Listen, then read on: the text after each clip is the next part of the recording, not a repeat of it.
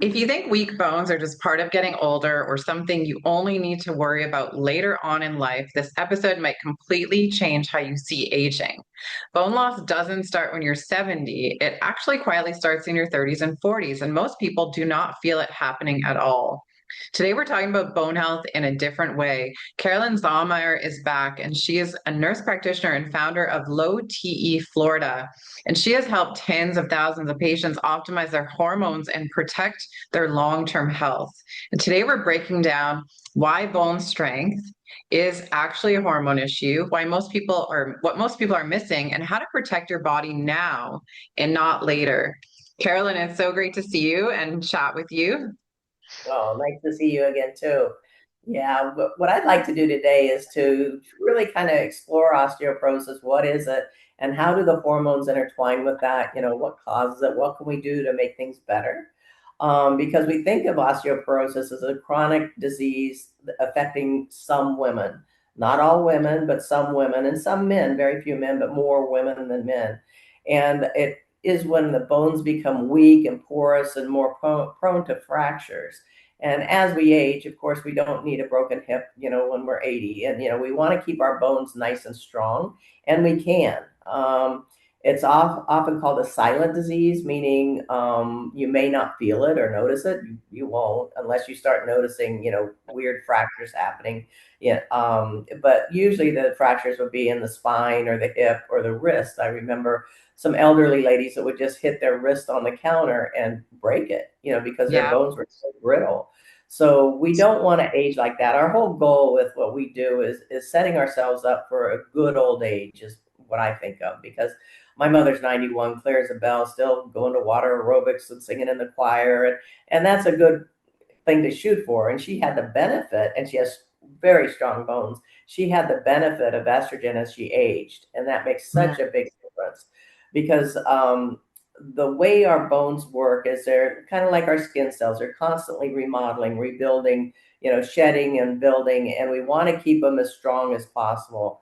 There's two major things to think about bone. There's the osteoclasts that are reabsorbing the old bone, and then the osteoblasts are rebuilding. I picture them like on scaffoldings. They're rebuilding your bone. So we love our osteoblasts.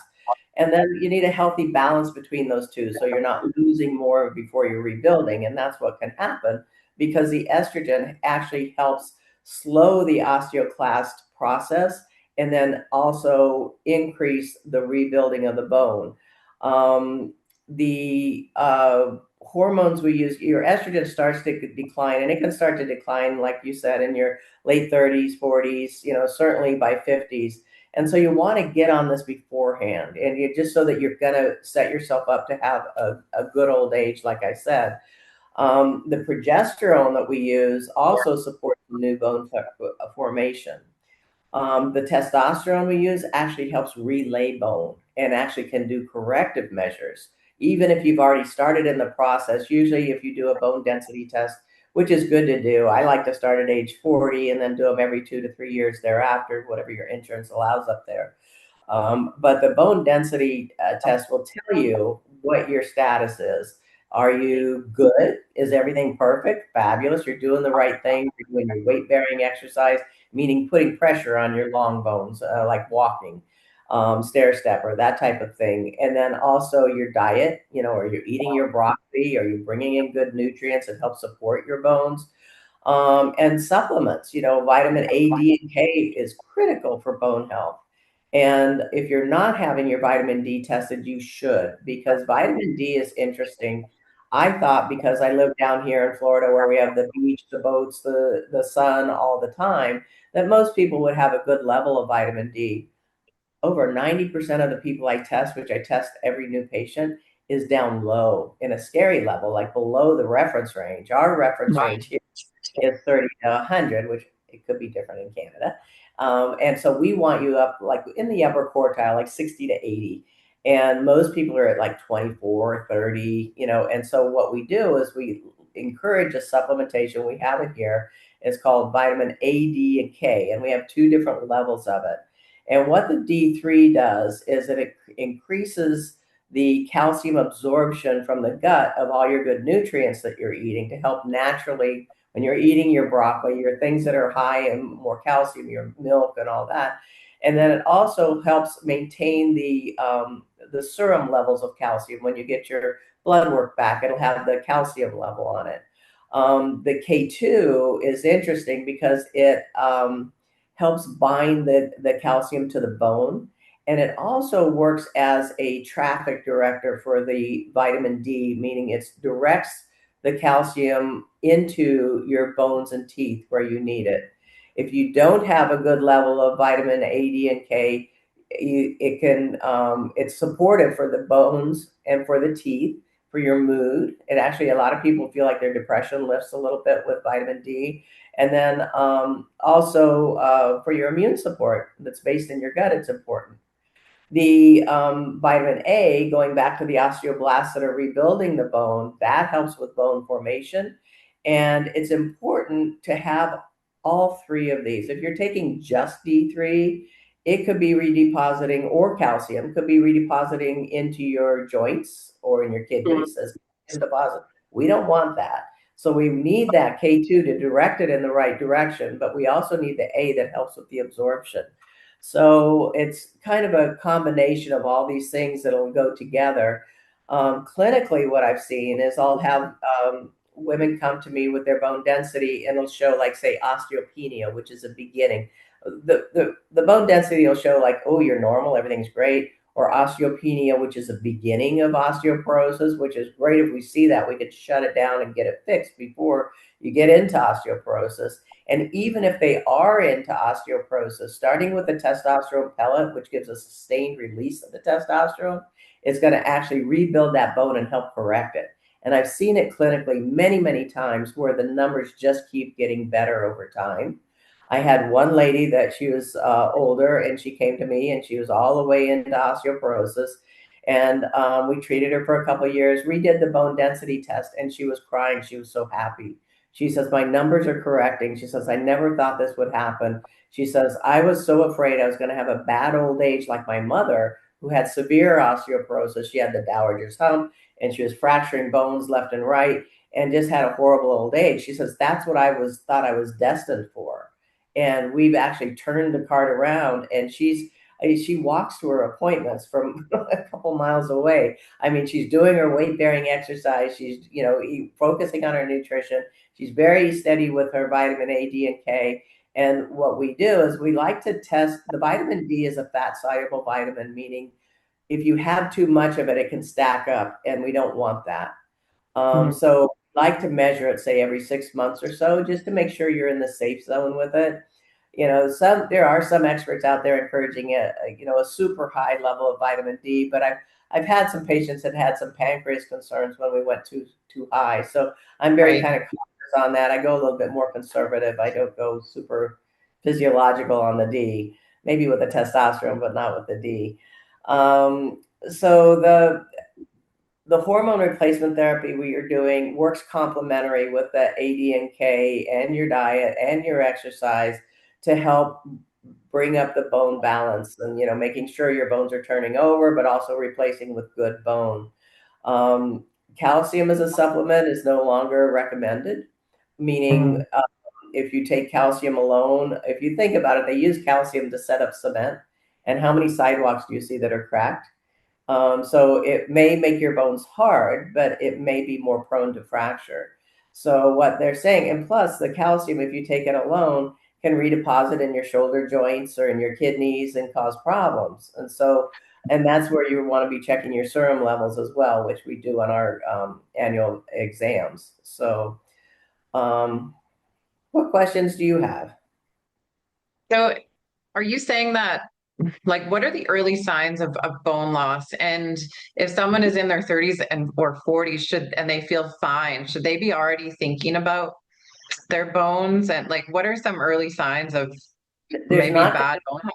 signs or symptoms unless you get a weird fracture that shouldn't have happened. Right. Like you hit your wrist against the desk and it breaks. It's like, okay, that's raising a flag. If you fall and break your hip when you're young, that's a sign. We need to look at the strength of the bones. And also, if they do, God forbid, get a fracture, the ADK10, all this, the hormones are going to help rebuild that bone quicker. than somebody that's not on hormone replacement therapy or not focusing on their diet or their supplements. Um, Everybody, I think, at age 40 should at least get a density, a DEXA scan. They're inexpensive. You get them like where you go for your mammograms. And it's a very simple test, very quick, non-invasive. They just do it. And they're basically scanning usually a hip joint and other parts, maybe. Depends on the machine. But that will give you at least a starting point. So we can look back and say, at age 40, my bones were perfect. Okay, what Hmm. happened between 40 and 50? Oh, my estrogen dropped. I didn't go on hormone therapy. I didn't take my supplements. I was eating a crappy diet and I wasn't exercising. Okay, yeah, I earned it. Okay, but what can we do to rebuild it? What can we do to rebuild it? And I've just laid it all out there how to rebuild it. So, hormone Okay. optimization, supplementation, good diet, and exercise. Amazing. So let's just explain to the audience a little bit more about the roles of the hormones and how they affect the bone. So you were talking about testosterone. So what role does testosterone play in bone density? And is this something that is a risk for both men and women? Yes, absolutely. You see traditionally what they teach us in school is it's usually a slender white woman disease. Meaning if you picture the old lady with a bump on her back, the dowager's hump, that's your traditional osteoporosis patient. I'm built more like a Clydesdale rather than a thoroughbred like you, so you may a tendency to have osteoporosis versus somebody who's been, I played competitive athletics, softball, ran marathons, the whole thing all my life. And so I have very strong bones. My doctor once told me, a freight train couldn't break my bones, because they were so strong. But the testosterone actually relays bone. I mean, that's how we corrected that woman. And I've seen it time and time again with women, even younger women that are concerned about their bone health, doing the bone density, seeing it's in osteopenia, treat them for a couple of years with testosterone pellets because before menopause, testosterone is really all you should need, if not a little bit of whisper of estrogen. It depends on your levels and progesterone, but the testosterone alone will actually help rebuild that bone. And then, the reason women are getting the osteoporosis is from not enough estrogen and testosterone. So, getting that going is going to help with the bone reabsorption and slow the bone loss and improve the density and the strength of the bones. And that's our goal. Okay. And then how does estrogen fit into this? Well, estrogen reduces the bone reabsorption, meaning it slows down that process where your osteoclasts are taking away the bone. And so it slows that down. That's estrogen's role in that. And then the testosterone is going to help rebuild it back up. But my mother was not on testosterone therapy. She was just on the estrogen therapy and progesterone, and it really made a nice difference for her bones. Plus that she played tennis till she was 82, so she was doing her work of doing the weight bearing exercise. So everybody's different, and you just kind of need to do your best. But you can do your investigation, into your bones now, and see if there's something that needs to be fixed. But if you get the testosterone pellet, you're getting a continual delivery of the testosterone versus rubbing a cream on, getting a whole bunch, it wearing down, or so that's why I love the pellet system, because it's more continuous, and you get the health benefits of the hormones like decreased cardiac issues, osteoporosis, arthritis, Alzheimer's, dementia, and even breast cancer. So Hmm.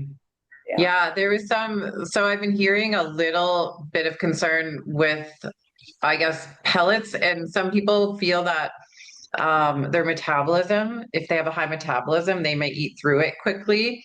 Can you debunk some of these myths? And I've also heard that things like being outside, and if you're, in hot environments for long periods of time and you have the pellet, that it could eat through it a lot quicker as well. Can you talk about that? When I've never heard that with that sunshine one, and I'm here in Florida, so you would think I would know that one. So the sun one, bonk, that's nothing. If you have the way the pellet works is it's cardio released rather than time released, meaning when your blood supply passes by it, it picks up the little pieces of hormone and just gently raises your levels up over the first 4 to 6 weeks, and then holds them steady for 3 to 5 months for women, 5 to 7 months for men. And the if you are, let's see, I get you started on your hormones, and all of a sudden you feel like superwoman, and you want to train for a triathlon, your heart rate's going to be going faster. You're going to be picking up more, but you're going to have better workouts, and you're going to feel better than, say, a couch potato that's just laying there watching, Lifetime movies, that's not picking up a lot. Theirs may last longer, but you're going to feel better if you're moving. The pellets really work well with people that exercise, that keep their body moving, get their heart rate up, and get the absorption of it. Yeah, absolutely. I think that's a big misconception is people, their health starts to fail and they go on something like hormone therapy and they feel like that's the answer.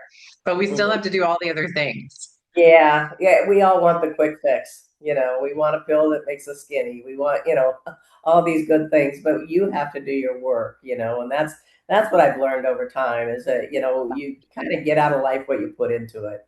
And if you do your best, your body's going to function better, you're going to feel better, you're going to be happier and have a better life. Absolutely. So I know you mentioned this a little earlier, but you were talking about vitamin D and K2. And so everyone has heard of vitamin D. So can you just explain a little bit as to why vitamin D needs K2 for absorption? And what happens if you take D without the K2?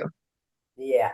What happens with the D, without the K2, the you can deposit the calcium away from the bones into the soft tissues. And so we want the calcium that we're bringing in to go to the right places. So I picture the K2 like a traffic director. Go this way, not this way, And so that's what it's helping, but it's also helping bind the calcium to the bone. D3 is great. I mean, it's just going to help you absorb more. And it's essential for maintaining your calcium levels is to have a good vitamin D3. And so you've also talked about, you live in Florida and most of your patients are deficient in vitamin D. Why do you think that is? I don't know. It just seems like we're not absorbing it like we did before. And a lot of people want to say, oh, we're wearing sunblock now. Well, in all honesty, the only sunblock I wear is on my face, and my vitamin D levels are low. And I go on the boat, I live in the sun, I have a pool, the whole thing. And it's just, we're not absorbing it. And I'm not sure why, but we're not. So it's good to be aware of that, because you think, oh, I have a nice balanced diet, I must have enough vitamin D. I play tennis, I'm in the sun, it could be low, and then, but I do have some people, like I was speaking with a woman this morning that doesn't take any supplements at all, and her vitamin D was like at 50, which is good. We prefer 60 to 80, but without a supplement to be at 50 is fabulous. I don't know why. She's British. You would think that, she's hasn't been hanging out in the sun. Wow. Yeah, it's interesting. I mean, it just goes to show that every body is so uniquely different. That's why we have to personalize treatment with hormones, with supplements, everything. Got to Yeah. person, because if I give, like, say, for hormone replacement therapy, if I give you the same dose as another woman that's your same height and weight, in 6 weeks when we test your labs, they can be totally different. And so that's how we zero in and get your dosing precise. I'm good at starting, I've been doing this for 100 years. I pelleted over 26,000 people now. And so I got the dosing down where I've got you pretty dialed in on the first pellet, but then we test the levels at 6 weeks later. Plus, we want to check in with you and see what symptoms have been relieved and what hasn't. And if they haven't and your labs allow for it, we can always give you more. And we do that for no charge. We just want to get you to the happy place comfortably and safely. Right, 100%. And so we talked a little bit about exercise as well. So what is enough? What exercise is enough? Is walking enough in order to help the bones? Walking is great. And because what you're doing when you're walking, you're pounding on your feet and it's stimulating the turnover of the bone in the long bones, which is where you make your red blood cells. And it just really is a very good way to keep your bones healthy is the walking. And it doesn't have to be a lot. It can be 20 to 30 minutes, 5 days out of 7. But just keep it moving. Yeah, 100%. So I often hear women in their 40s and 50s talk about doing strength training. So what role does strength training play in terms of bone loss? Strength training is good as well because you are doing weight bearing exercise, so that is good. And what we've learned recently is for aging well, the best exercise is walking and weightlifting. You don't need to be doing all the other stuff. It's just walking and weightlifting is your best shot at setting your body up for a good old age. Right. Okay. And so for the people who are out there, they're in their 30s and 40s, they're starting to think about their bones. What should they be doing right now? Well, tuning up their diet, and you can, Google what are good vegetables for my bones, and of course, broccoli is going to pop up there at the top, maybe eggs, and then get that baseline of the bone density test. Ask your doctor, and some doctors don't want to prescribe it, and I don't understand their resistance. Just tell me I want a baseline because my mother had osteoporosis. She didn't, but that's what they can say. And especially if they're thin with thin bones, little risks, that's a little sign that you could be a higher risk. You want your bone density to find out where you are because you want to be proactive and have a good old age. And I don't know why doctors won't write it. I mean, I have a gynecologist down the road that refuses to write it, and I'm like, I'll write it. I'll give you the prescription. Go get it done. Let's discuss it. But it's funny because the reports for the bone density aren't real clear. It's not like when we get our mammogram reports, it says benign. So we know everything's normal, BIRADS 1, that's all good, very clear.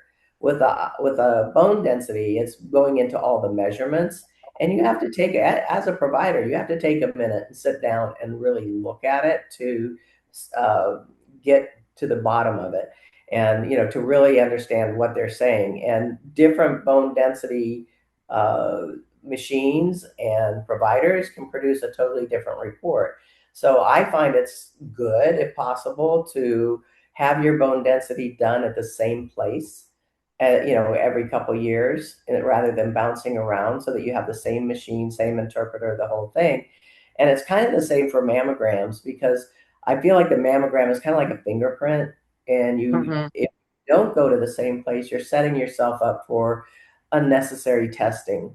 Like, because if they can look back at last year's mammogram and compare it, oh, that little calcium deposit was there, so we don't need to test it. Or this little lump was there, this little cyst, it hasn't changed over a year, so there's nothing cooking. So, having that consistency of going to the same testing facilities, I think, is important. Yeah, absolutely. And so what is a bone density test? How does it work? The one I did, I actually laid on a X-ray table, and they had a machine that came over me and measured my hip bones, and I think my wrist, forearm, and it's just like an imaging. It's like I don't feel anything, and I don't think there's any harmful rays that you're getting from it. And then it just within a day or two, the provider gets a nice report, and a lot of times it's in color. It's very pretty. Yeah, when I think of a bone density test, I'm glad you said that. I'm glad I asked because I think of like, how are they going to test my bones without Yeah. like touching them or taking, you know what I mean? Yeah, no, it's a scan like an X-ray. That Mm, they're seeing your joints. They focus in on different places, and to know that your hips are in good shape, your spine is in good shape. That's great. yeah, absolutely. I know so many people struggling with pains and issues with their backs. Um, and there's nothing more frustrating than getting these tests back and not seeing anything wrong, but feeling crappy. And I'm sure you hear that all the time. Absolutely. Yeah, because and then to have your doctor tell you that you're normal when you still feel like crap, that's not nice. What we like to do is to evaluate the labs, and we know clinically where we can get you feeling better. And it may not be in that reference range. That reference range is usually for people in your age group that don't feel so well, that aren't getting treatment.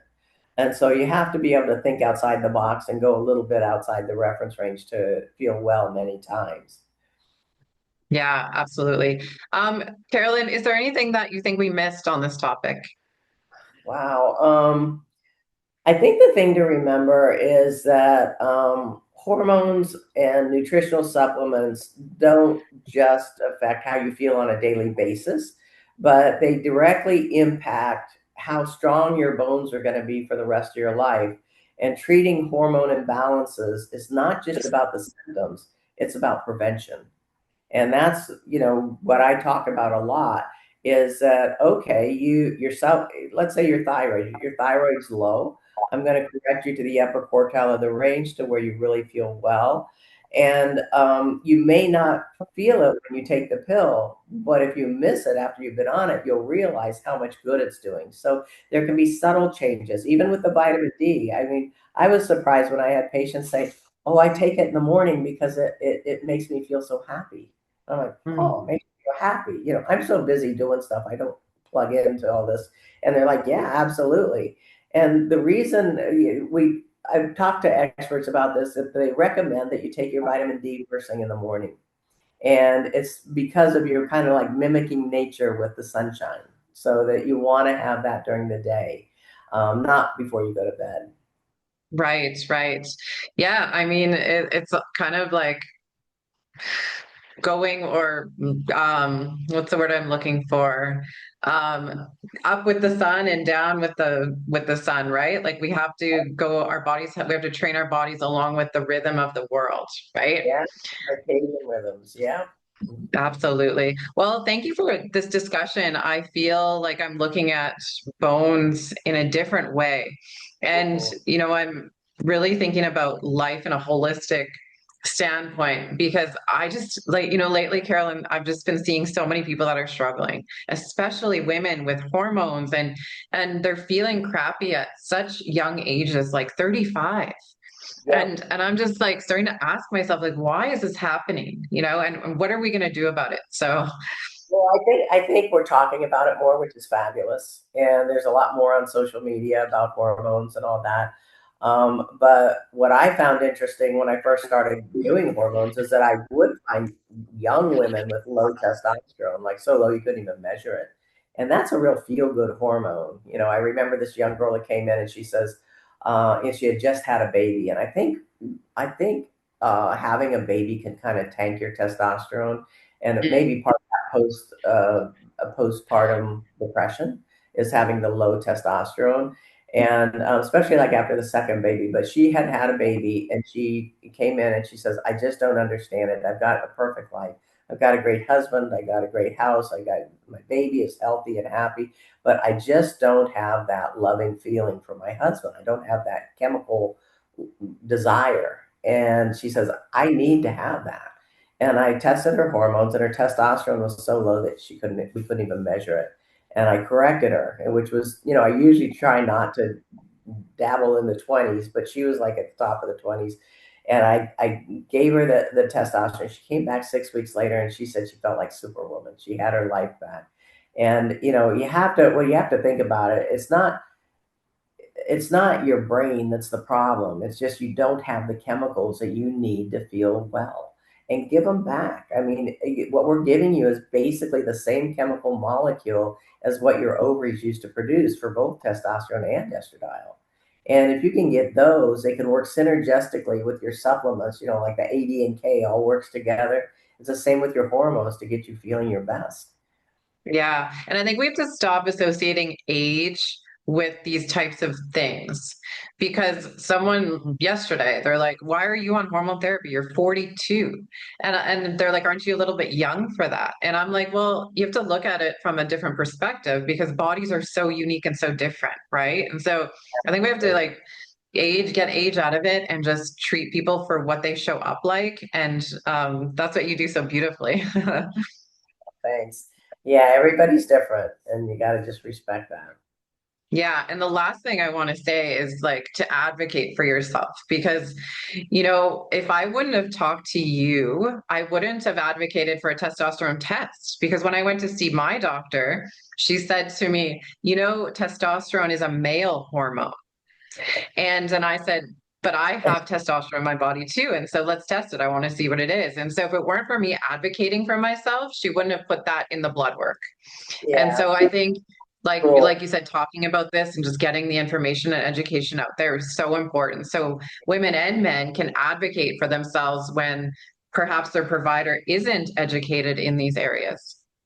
Yeah, and that's the sad part is traditional medicine is not trained in bioidentical hormones, and so they don't know it.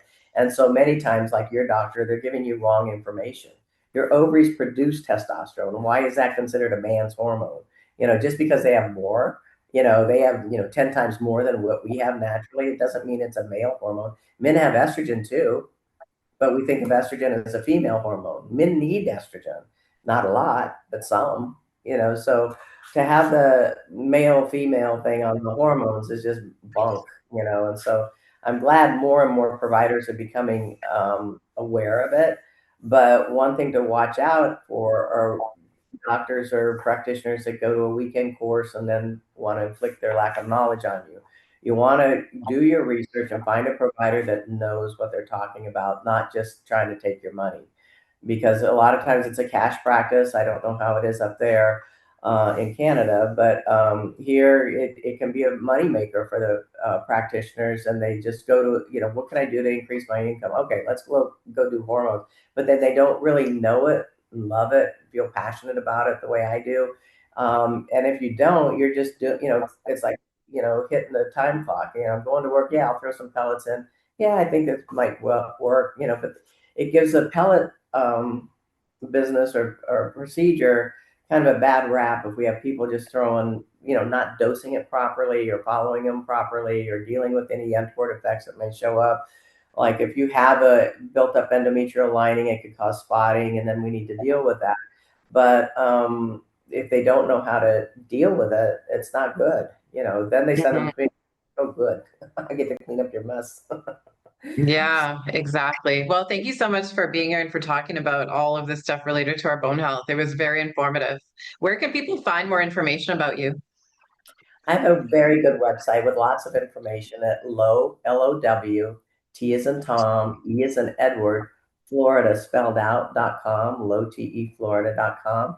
And there on there is a little on the front page, you can put in a thing to get me where I can send you my book, and we don't charge for it. Because I want to the goal of writing my book was just to share the good news about hormone therapy. I've been doing it for 100 years, and there's been so many doubting Thomases and so much bad research out there, misinformation, that I just wanted to put it all together in a book and make it in an easy to read way. And just to lay out what are the different hormones, how can they benefit you, what are the risks, what are the benefits. And I did that. I included the supplements. I went into thyroid pretty deep. And I've gotten very good reviews on it. And if they want to learn more about hormones, that's the best way. If you're from out of the United States, you can always go on Amazon, and it's inexpensive. You can order it there, and it's also an audiobook if you like listening to books rather than reading. Absolutely. It was the first thing I went to when I have it right here. And when I was having issues a few weeks ago, I was like, I need this book right now. And it was so informative and it taught me so much about hormone health. So we'll make sure to have that information in the show notes for everyone listening. Great. Thanks again for being here. And to our audience, thank you so much for joining us. I think it's so powerful to understand the body and to know how this works so we can be advocates for our own health. As we age, we do not have to feel crappy. And so stay tuned for the next episode. And thanks so much for tuning in. Until next time, take care, everyone. Right.